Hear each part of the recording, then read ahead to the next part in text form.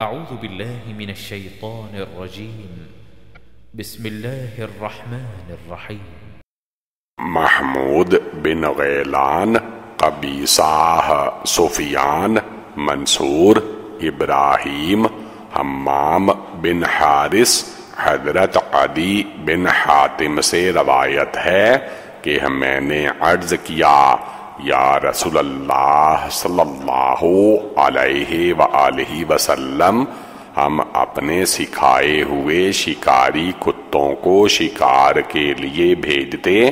فرمایا، وہ جس شکار کو پکڑیں تم اسے کھا سکتے ہو۔ میں نے عرض کیا، اگر وہ اسے مار ڈالے تب بھی؟ فرمایا، ہاں، بشرطے کہ کوئی دوسرا کتا اس کے ساتھ شریک نہ ہو۔ پھر میں نے عرض کیا، یا رسول اللہ صلی اللہ علیہ وآلہ وسلم، ہم معراض سے بھی شکار کو مارتے ہیں۔ فرمایا، جو نوک سے پھٹ جائے اسے کھا لو، اور جو اس کی چوٹ لگنے سے مرے اسے نہ کھاؤ۔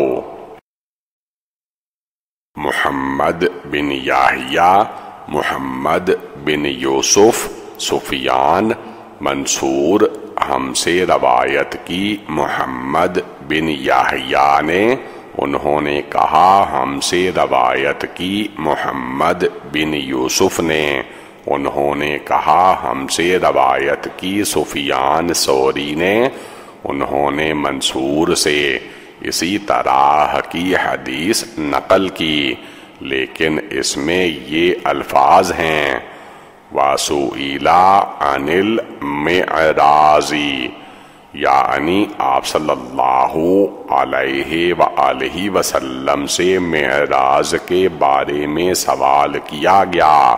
یہ حدیث صحیح ہے۔ احمد بن منیع، یزید بن ہارون، حجاج، مکحول، ابو ثعلبہ، ولید بن ابو مالک، حضرت عائذ بن عبداللہ، ابو ثعلبہ خشنی سے نقل کرتے ہیں کہ انہوں نے عرض کیا، یا رسول اللہ، ہم شکاری لوگ ہیں۔ فرمایا، اگر تم نے اپنا کتا بھیجتے وقت بسم اللہ پڑھی اور کتے نے پکڑ لیا تو تم اسے کھا سکتے ہو۔ میں نے عرض کیا، اگر وہ اسے قتل کر دے تو؟ فرمایا، تب بھی کھا سکتے ہو۔ میں نے عرض کیا، ہم تیر انداز لوگ ہیں۔ فرمایا، جو چیز تمہارے تیر سے مر جائے وہ کھا سکتے ہو۔ پھر میں نے عرض کیا، ہم سفر بھی زیادہ کرتے ہیں، اور ہم یہود و نصارہ اور مجوسیوں کے پاس سے گزرتے ہیں، ان کے برتنوں کے علاوہ ہمیں کوئی برتن نہیں ملتا۔ فرمایا، اگر ان کے علاوہ اور برتن نہ ہوں تو انہیں پانی سے دھو کر ان میں کھاؤ اور پیو۔ اس باب میں حضرت عدی بن حاتم سے بھی حدیث منقول ہے۔ یہ حدیث حسن صحیح ہے۔ عائذ اللہ ابو ادریس خولانی ہیں۔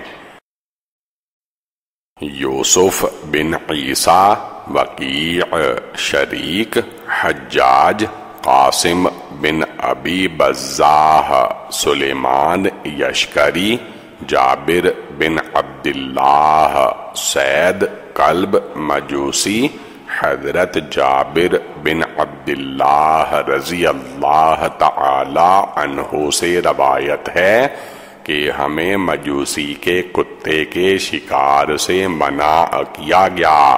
یہ حدیث غریب ہے، ہم اسے صرف اسی سند سے جانتے ہیں۔ اکثر اہل علم کا اسی پر عمل ہے، مجوسی کے کتے سے شکار کی اجازت نہیں دیتے۔ قاسم بن ابو برزاح، قاسم بن نافع مکی ہیں،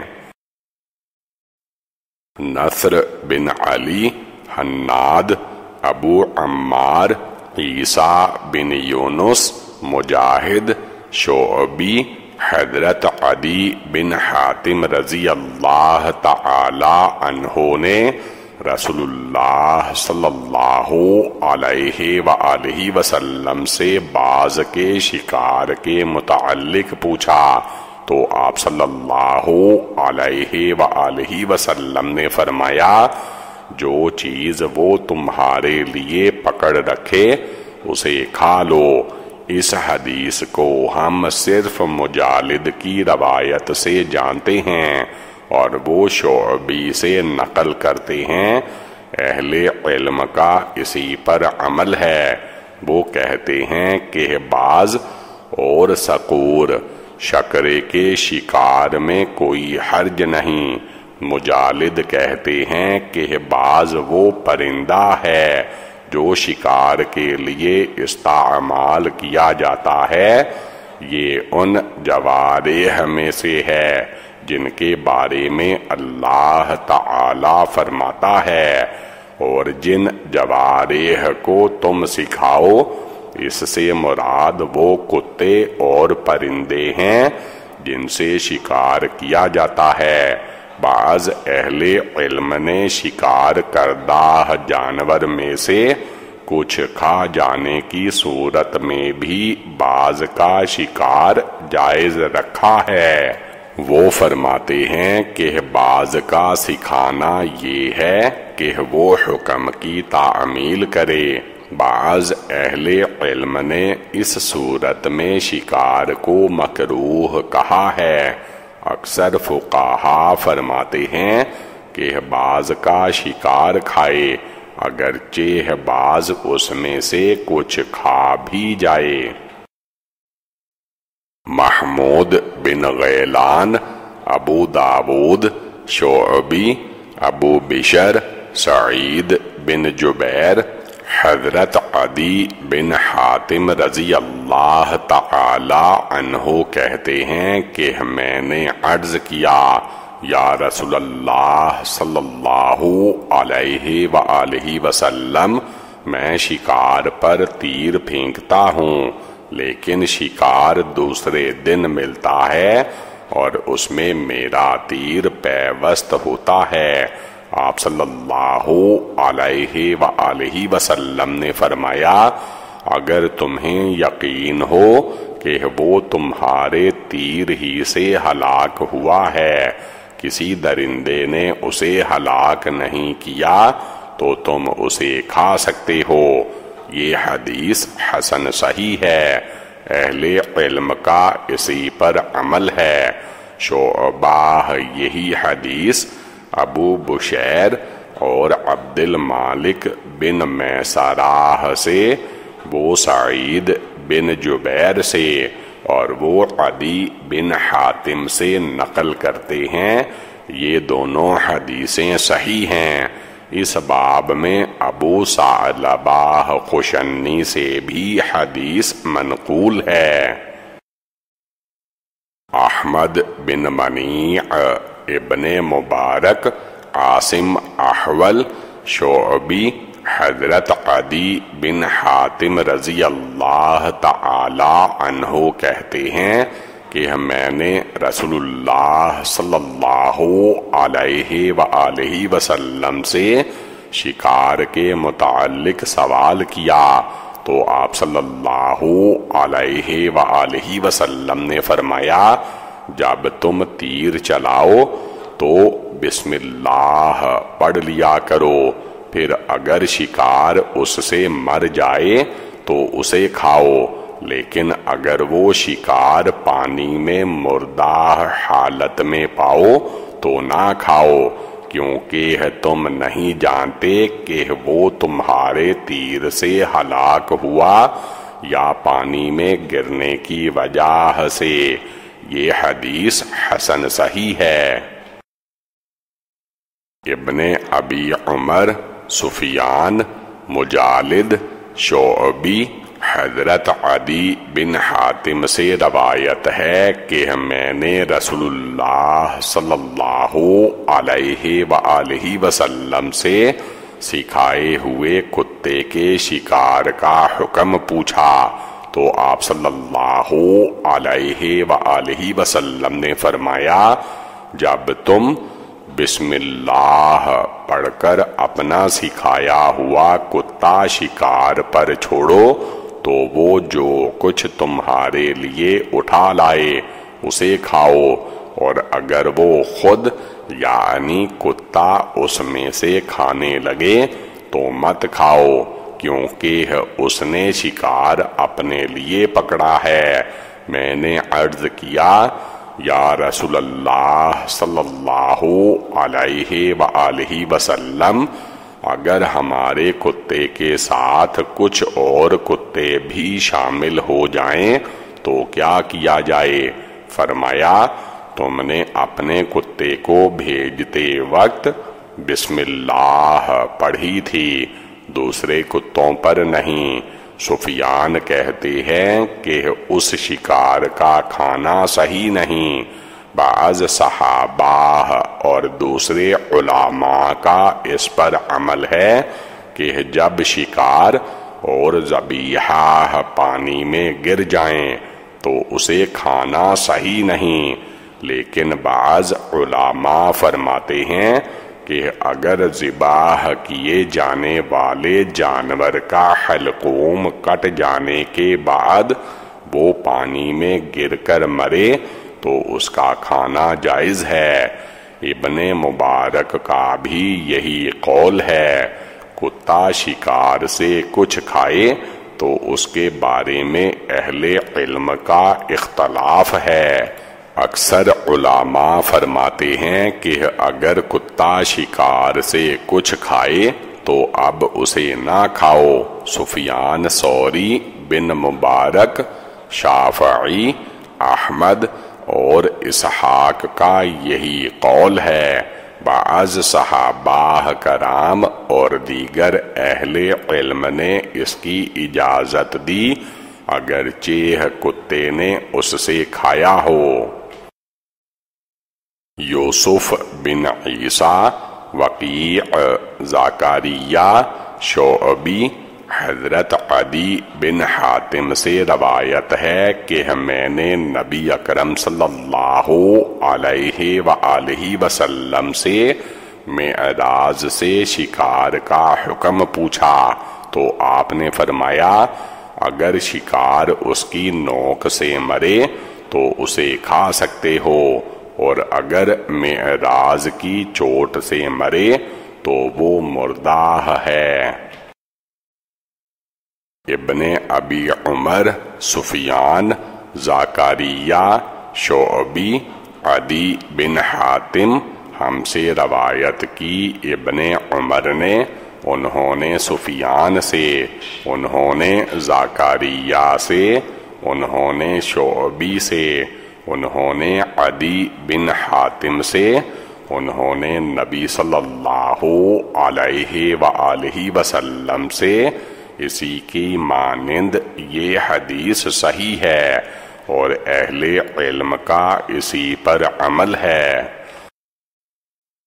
محمد بن یحییٰ، عبد الاعلی، سعید، قتادہ، شعبی، حضرت جابر بن عبداللہ رضی اللہ تعالی عنہ سے روایت ہے کہ ان کی قوم کے ایک شخص نے ایک یا دو خرگوشوں کا شکار کیا اور انہیں پتھر سے ذبح کیا اور انہیں لٹکا دیا، یہاں تک کہ رسول اللہ صلی اللہ علیہ وآلہ وسلم سے ملاقات ہوئی تو آپ سے اس کا حکم پوچھا تو آپ نے فرمایا، اسے کھا سکتے ہو۔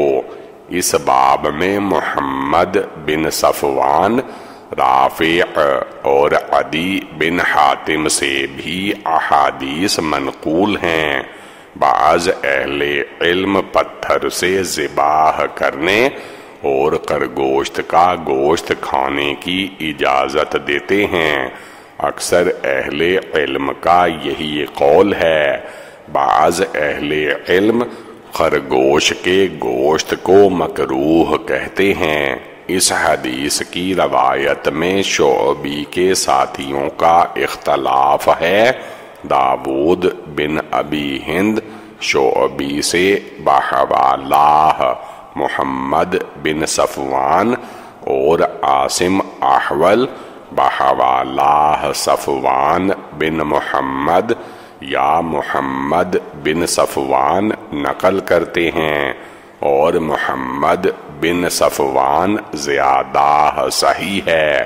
جابر جعفی بھی شعبی سے، وہ جابر بن عبداللہ سے قتادہ ہی کی حدیث کی طرح نقل کرتے ہیں۔ ہو سکتا ہے شعبی نے ان دونوں سے نقل کیا ہو۔ امام بخاری فرماتے ہیں کہ شعبی کی جابر سے منقول حدیث غیر محفوظ ہے۔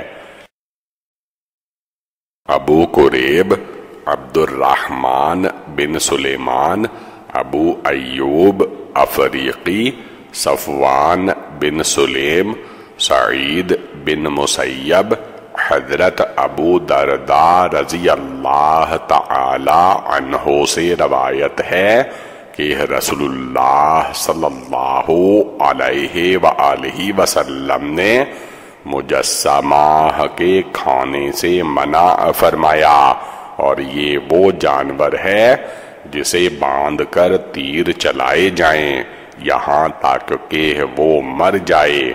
اس باب میں عرباض بن ساریہ، انس ابن عمر، ابن عباس، جابر اور ابو ہریرہ رضی اللہ تعالی عنہ سے بھی احادیث منقول ہیں۔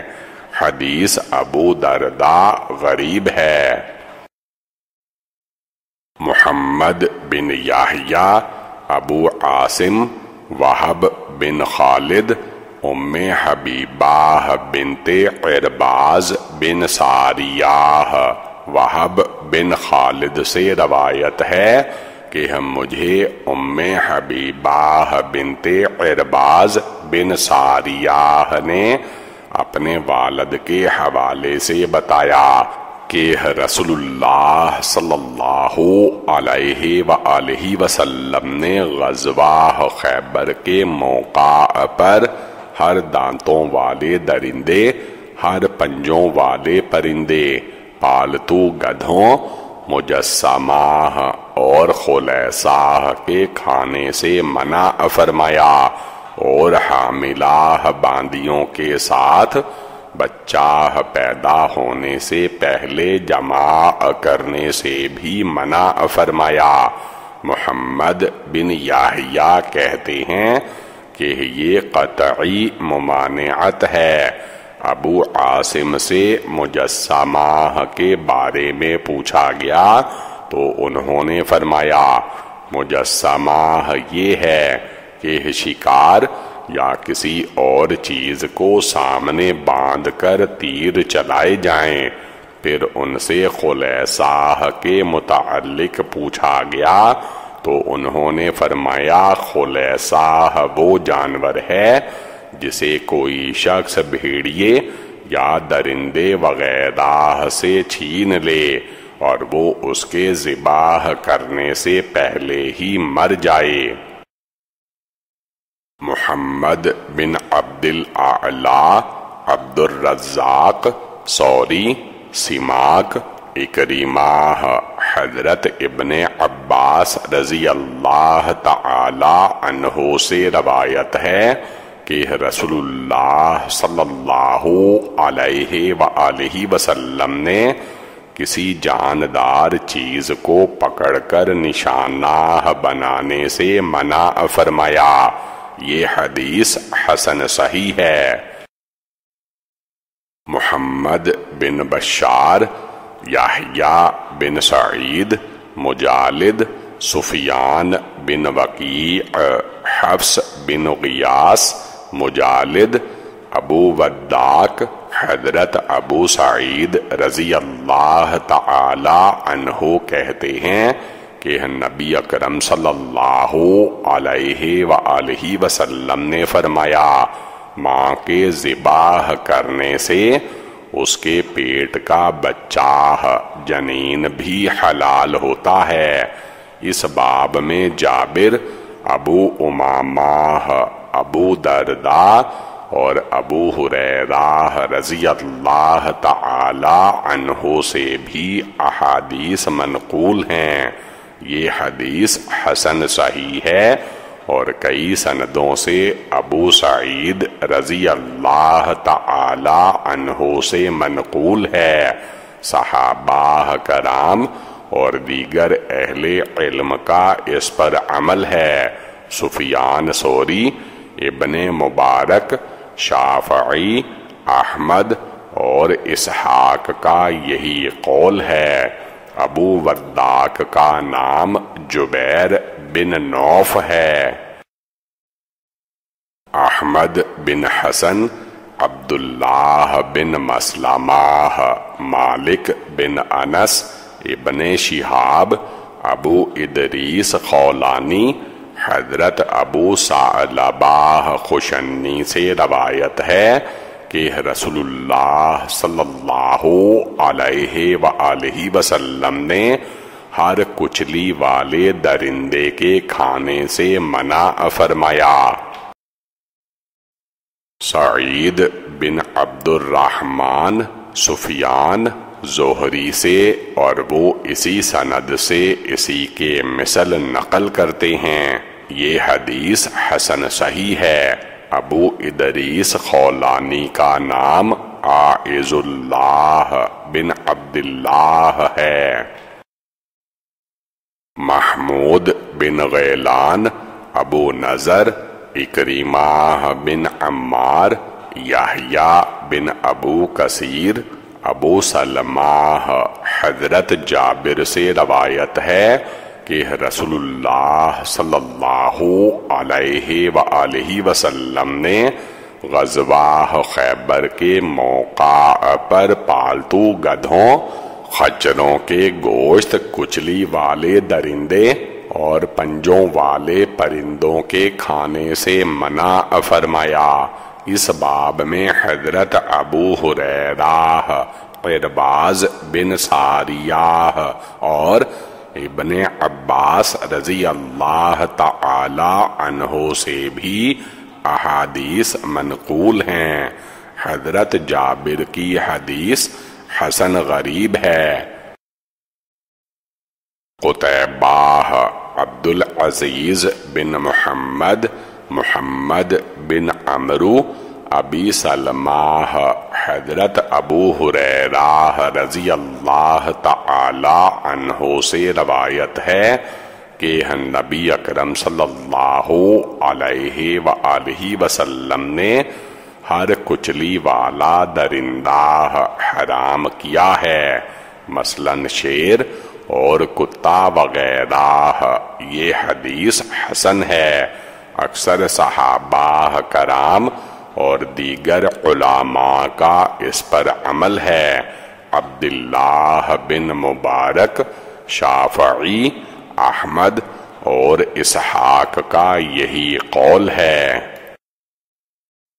محمد بن عبد الاعلی صنعانی، سلمہ بن رجاء، عبد الرحمن بن عبداللہ بن دینار، زید بن اسلم، عطا بن یسار، حضرت ابو واقد لیثی سے روایت ہے کہ رسول اللہ صلی اللہ علیہ وآلہ وسلم جب مدینہ تشریف لائے تو وہاں کے لوگ زندہ اونٹوں کے کوہان اور زندہ دمبوں کی چکیاں کاٹتے تھے۔ آپ نے فرمایا، زندہ جانور سے جو حصہ کاٹا جائے وہ مردار ہے۔ ابراہیم بن یعقوب، ابو نضر، عبد الرحمن بن عبداللہ بن دینار ہم سے روایت کی ابراہیم بن یعقوب نے، انہوں نے ابو نضر سے، انہوں نے عبد الرحمن بن عبداللہ سے اسی کی مثل۔ یہ حدیث حسن غریب ہے۔ ہم اس حدیث کو صرف زید بن اسلم کی روایت سے پہچانتے ہیں۔ اہل علم کا اسی پر عمل ہے۔ ابو واقد لیثی کا نام حارث بن عوف ہے۔ حناد محمد بن علا، وکیع حماد بن سلمہ، احمد بن منیع، یزید بن ہارون، حماد بن سلمہ۔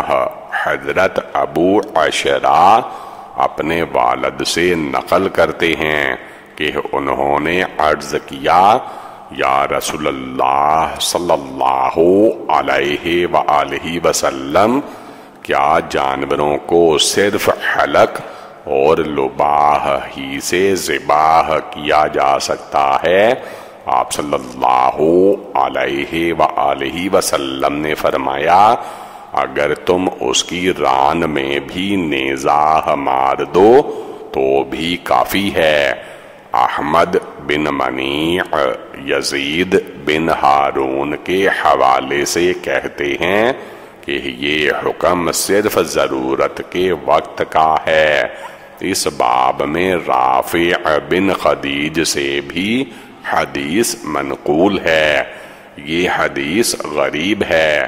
ہم اس حدیث کو صرف حماد بن سلمہ کی روایت سے جانتے ہیں، ابو عشارہ کی اپنے والد سے۔ اس کے علاوہ کوئی حدیث منقول نہیں۔ ابو عشرہ کے نام میں اختلاف ہے۔ بعض کہتے ہیں کہ ابو عشارہ کا نام اسامہ بن قہتم ہے، جبکہ بعض یسار بن برزد، بعض ابن بلز اور بعض عطارد کہتے ہیں۔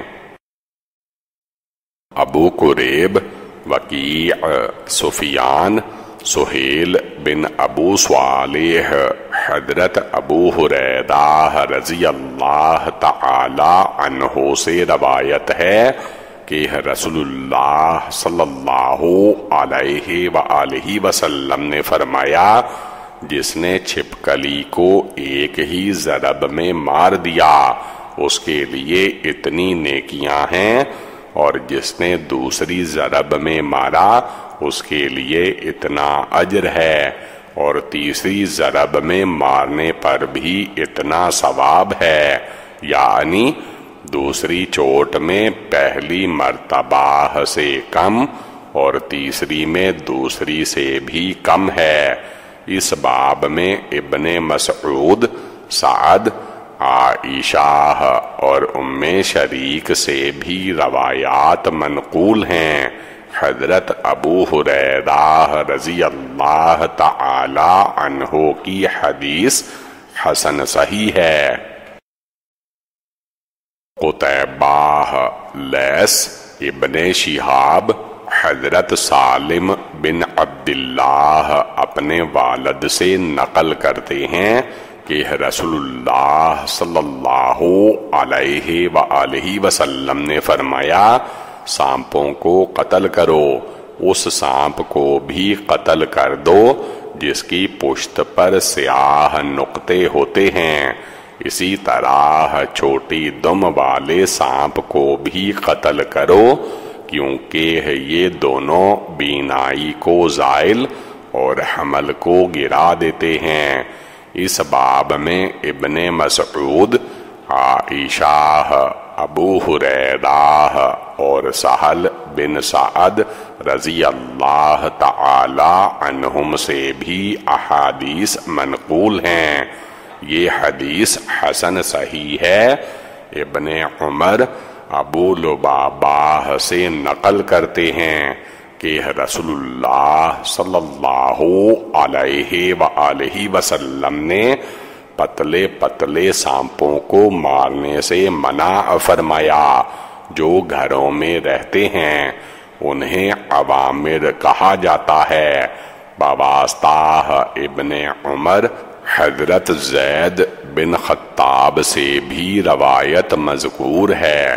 عبداللہ بن مبارک فرماتے ہیں کہ ان سانپوں کو مارنا مکروہ ہے جو پتلے ہوں، چاندی کی طرح چمکتے ہوں اور چلنے میں بل نہ کھاتے ہوں۔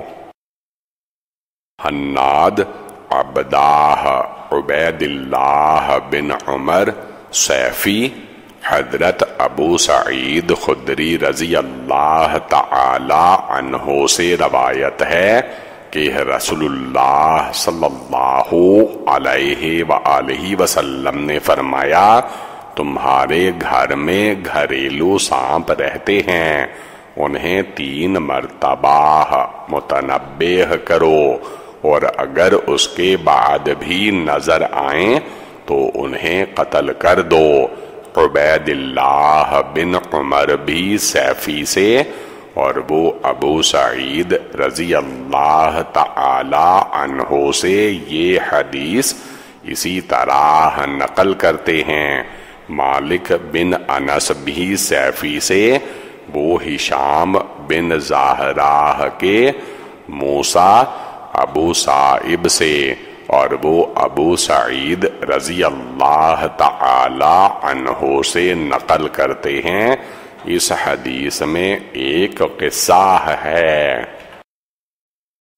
انصاری معن مالک عبید اللہ بن عمرو محمد بن عجلان سیفی ہم سے یہ حدیث روایت کی انصاری نے، انہوں نے معن سے، انہوں نے کہا ہم سے روایت کی مالک نے، یہ روایت عبید اللہ بن عمرو کی روایت سے زیادہ صحیح ہے۔ محمد بن عجلان بھی سیفی سے مالک کی حدیث کے مثل نقل کرتے ہیں۔ حناد ابی زائدہ ابن ابی لیلہ ثابت بنانی عبد الرحمن بن ابی لیلہ ابو لیلہ سے نقل کرتے ہیں کہ رسول اللہ صلی اللہ علیہ وآلہ وسلم نے فرمایا، اگر کسی کے گھر میں سانپ نظر آ جائے تو اس سے کہو کہ ہم تجھ سے حضرت نوح اور سلیمان بن داود کے عہد کے واسطہ دے کر یہ چاہتے ہیں کہ تو ہمیں اذیت نہ پہنچا، اگر وہ اس کے بعد بھی نظر آئے تو اسے قتل کر دو۔ یہ حدیث حسن غریب ہے۔ ہم اس حدیث کو ثابت بنانی کی روایت سے صرف ابن ابی لیلہ کی روایت سے جانتے ہیں۔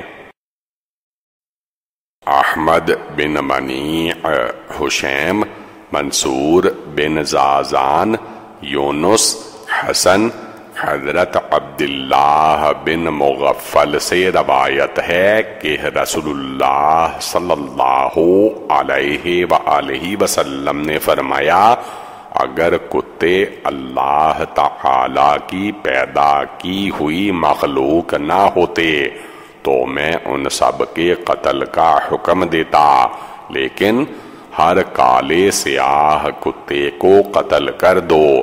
اس باب میں حضرت ابن عمر، جابر، ابو رافع، ابو ایوب نے بھی احادیث منقول ہیں۔ یہ حدیث حسن صحیح ہے۔ بعض روایات میں ہے کہ خالص سیاہ رنگ کا کتا شیطان ہے، یعنی جس میں بالکل سفیدی نہ ہو۔ اہل علم نے خالص کالے رنگ کے شکار کردہ جانور کو مکروہ کہا ہے۔ احمد بن منیع، اسماعیل بن ابراہیم، ایوب نافع حضرت ابن عمر رضی اللہ تعالی عنہ سے روایت ہے کہ رسول اللہ صلی اللہ علیہ وآلہ وسلم نے فرمایا، جس نے شکاری کتے یا جانوروں کی حفاظت کرنے والے کتے کے علاوہ کتا پالا، اس کے ثواب میں سے ہر روز 2 قیرات کم کیے جاتے ہیں۔ اس باب میں عبداللہ بن مغفل، ابو ہریرہ اور سفیان بن ابو زبیر سے بھی احادیث منقول ہیں۔ حدیث ابن عمر حسن صحیح ہے۔ نبی اکرم صلی اللہ علیہ وآلہ وسلم سے یہ بھی مروی ہے کہ آپ نے فرمایا، کھیتی کی حفاظت والا کتا یعنی اس کا پالنا بھی جائز ہے۔ قتیبہ حماد بن زید، عمرو بن دینار، حضرت ابن عمر رضی اللہ تعالی عنہ سے روایت ہے کہ رسول اللہ صلی اللہ علیہ وآلہ وسلم نے شکاری کتوں اور جانوروں کی حفاظت کے لیے رکھے جانے والے کتوں کے علاوہ سب کتوں کو مارنے کا حکم دیا۔ راوی کہتے ہیں کہ ابن عمر سے کہا گیا کہ ابو ہریرہ رضی اللہ تعالی عنہ کھیت کے کتے کی بھی استثناء کرتے ہیں۔ ابن عمر سے فرمایا، اس لیے کہ ابو ہریرہ رضی اللہ تعالی عنہ کے کھیت تھے۔ یہ حدیث حسن صحیح ہے۔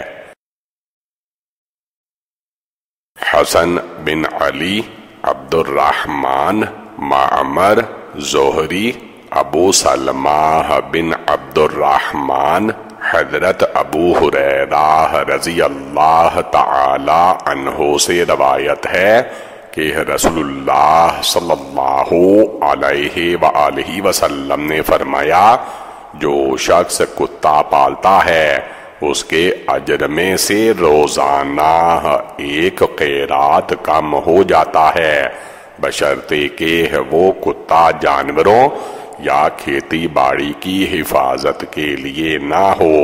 یہ حدیث حسن صحیح ہے۔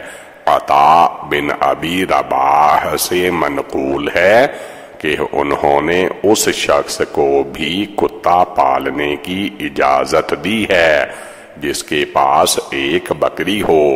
اسحاق بن منصور، حجاج بن محمد، ابن جریج، عطا۔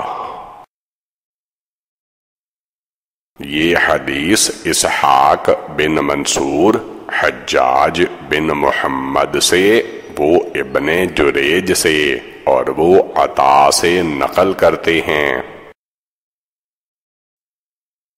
عبید بن اسبات بن محمد قراشی، اعمش، اسماعیل بن مسلم، حسن، حضرت عبداللہ بن مغفل سے روایت ہے کہ میں ان لوگوں میں سے تھا جنہوں نے نبی اکرم صلی اللہ علیہ وآلہ وسلم کے خطبہ دیتے وقت آپ صلی اللہ علیہ وآلہ وسلم کے چہرے سے درخت کی ٹہنیاں اٹھا رکھی تھیں۔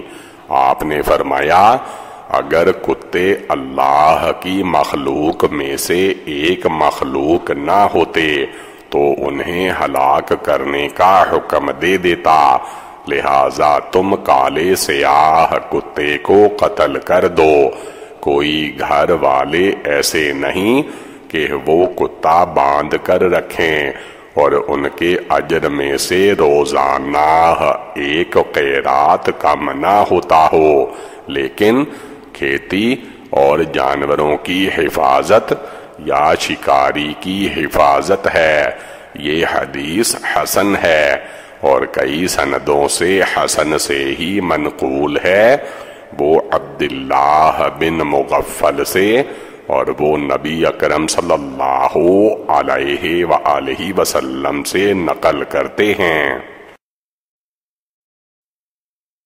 حناد ابو الاحوص سعید بن مسروق عبایہ بن رفاعہ حضرت رافع بن خدیج فرماتے ہیں کہ میں نے عرض کیا یا رسول اللہ صلی اللہ علیہ وآلہ وسلم، ہم کل دشمن سے مقابلہ کریں گے اور ہمارے پاس چھری نہیں ہے، یعنی جانور ذبح کرنے کے لیے۔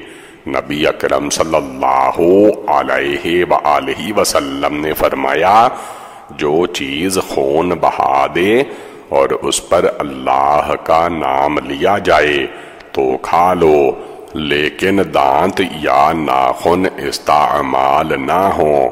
ان قریب میں اس کے بارے میں تمہیں بیان کروں گا۔ دانت اس لیے کہ ہڈی ہیں اور ناخن حبشیوں کی چھری ہے۔ محمد بن بشار، یحییٰ بن سعید، سفیان ثوری، عبایہ بن رفاعہ، رافع بن خدیج نبی کریم صلی اللہ علیہ وآلہ وسلم سے اس کے ہم معنی حدیث بیان کرتے ہیں، لیکن اس حدیث میں عبایہ کے بعد ان کے والد کا ذکر نہیں، یہ اصح ہے۔ عبایہ کو رافع سے سماع نہیں، اہل علم کا اس پر عمل ہے، وہ ہڈی اور دانت سے ذبح کرنے کو جائز نہیں سمجھتے۔ حناد ابو الاحوص سعید بن مسروق عبایہ بن رفاعہ حضرت رافع فرماتے ہیں کہ ہم ایک مرتبہ نبی اکرم صلی اللہ علیہ وآلہ وسلم کے ساتھ سفر میں تھے کہ ایک اونٹ بھاگ گیا، ہمارے پاس گھوڑے بھی نہیں تھے کہ اسے پکڑ سکیں، پس ایک شخص نے تیر چلایا تو اللہ تعالی نے اونٹ کو روک دیا۔ رسول اللہ صلی اللہ علیہ وآلہ وسلم نے فرمایا ان چوپایوں میں سے بعض وحشی جانوروں کی طرح بھگوڑے ہوتے ہیں، اگر ان میں کوئی جانور اس طرح کرے تو تم بھی اس کے ساتھ ایسا ہی کرو، یعنی اسے تیر مارو یا جس طرح قابو پایا جا سکے۔ محمود بن غیلان، وقیع، سفیان، عبایہ بن رفاعہ، رافع بن خدیج ہم سے روایت کی۔ محمود بن غیلان نے وقیع سے، سفیان سے، وہ اپنے والد سے، وہ عبایہ بن رفاعہ سے، وہ اپنے دادا رافع بن خدیج سے، اور وہ نبی صلی اللہ علیہ وآلہ وسلم سے اسی کے مثل نقل کرتے ہیں، لیکن اس میں عبایہ کی ان کے والد سے روایت کا ذکر نہیں کرتے، یہی زیادہ صحیح ہے۔ اہل علم کا اسی پر عمل ہے۔ شعبہ بھی یہ حدیث سعید بن مسروق سے اور وہ سفیان سے اسی طرح نقل کرتے ہیں۔